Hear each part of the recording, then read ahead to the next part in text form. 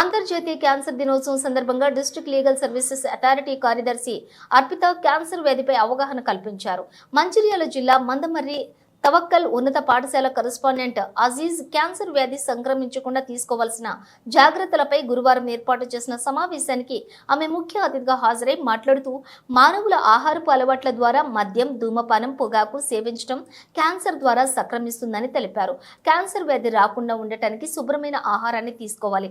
Plastic వస్తువులను ఉపయోగించకూడదు. Cancer సంక్రమించిన రోగులకు నెల రోజులుగా తరబడి కడుపు నొప్పి, ఆకలి కాకపోవటం, నిద్ర పట్టకపోవటం లాంటి మార్పులు కూడా వస్తే అటువంటి మార్పులు ఏమైనా వస్తే ఆసుపత్రిలో వెంటనే పరీక్షలు చేసుకోవాలన్నారు. మహిళలకు క్యాన్సర్ ఎక్కువ శాతం వస్తుందని, వ్యాధి రాకుండా మహిళలు ముందు జాగ్రత్తలు పాటించాలన్నారు. సిఆర్పిఎఫ్లో 12 years ఎస్ఐగా పనిచేసినప్పుడు మా కమాండర్స్ నేర్పించారు. సో కమాండర్స్ దగ్గర నేర్చుకున్న క్రమశిక్షణని నా పాఠశాలల్లో నేను దాన్ని పాటిస్తూ నా దగ్గర పనిచేసే టీచర్స్కి నేర్పిస్తూ నాలాగానే మా పేరెంట్స్ అండ్ స్టూడెంట్స్ అందరూ కూడా డిసిప్లైన్ లైఫ్ అవైల్ చేయాలని. మీ అందరికీ క్యాన్సర్ గురించి తెలిసే ఉంటుంది, కొంతైనా ఏమన్నా తెలిసి ఉండొచ్చు ఎవరికైనా. ఇదంతా కూడా పేరెంట్స్ నిజంగా మేము ఇన్ని స్కూల్స్ అటెండ్ చేసినాం, పేరెంట్స్ ఎక్కడ రాలేదు. It's very hats off to me. సెలెక్ట్గానికి పోతే 10th నెంబర్ అని తీసేసిండు.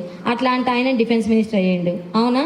ఆయన మన సూసైడ్ చేసుకుని చచ్చిపోయినా నేను పైలట్ కాలేదని డిఫెన్స్ మినిస్టర్ అయిపోయాడు, ప్రెసిడెంటే అయిపోయాడు. మనకు తెలియదు కదా, దేవుడు ఒకటి ఇస్తే ఒకటి కాకుండా ఇంకోటి ఇస్తారు మనకి. సో తల్లిదండ్రులు ఎప్పుడు పిల్లల్ని కంపేర్ మాత్రం చేయదు, వాళ్ళట్లా వీళ్ళట్లా.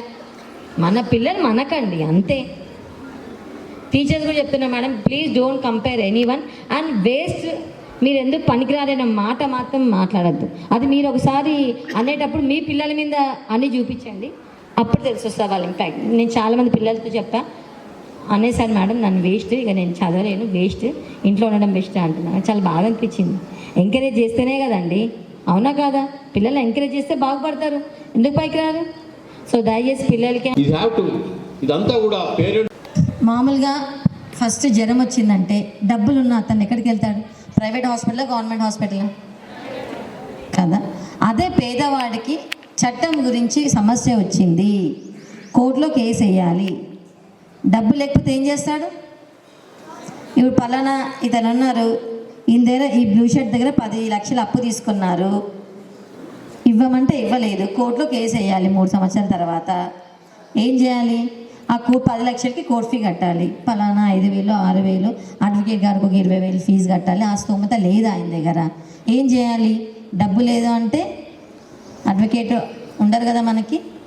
కానీ chief guest, Judge and Secretary, Legal District Cell Authority of Manchiryal District, and one more guest, Professor Madam Dr. Nagamani Garu. He is a professor in Medical College, Manchiryal, and one more Advocate Samdani sir. He is a District Legal Advisory Council member. So today just now our principal he explained that ఈరోజు మనం cancer నివారణ కార్యక్రమాన్ని అవగాహన సదస్సుని తవక్కల్ స్కూల్లో ఏర్పాటు చేసుకోవడం జరుగుతుంది. So district legal authority of Mancherial వాళ్ళు నిన్న రిప్రజెంటేషన్ ఇవ్వడం జరిగింది. సార్ ఒక మంచి కార్యక్రమం. సో మన భారతదేశంలో ప్రస్తుత సమాజంలో ఈ క్యాన్సర్ మహమ్మారి చాలా విపరీతంగా పెరుగుతుంది.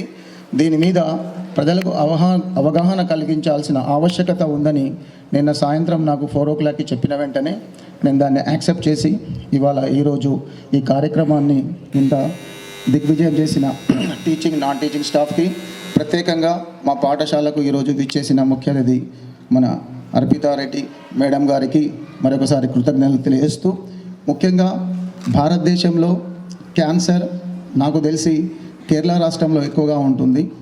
సో ప్రపంచ దేశాల్లో తీసుకున్నట్టయితే చాలా తక్కువగా ఉంది జపాన్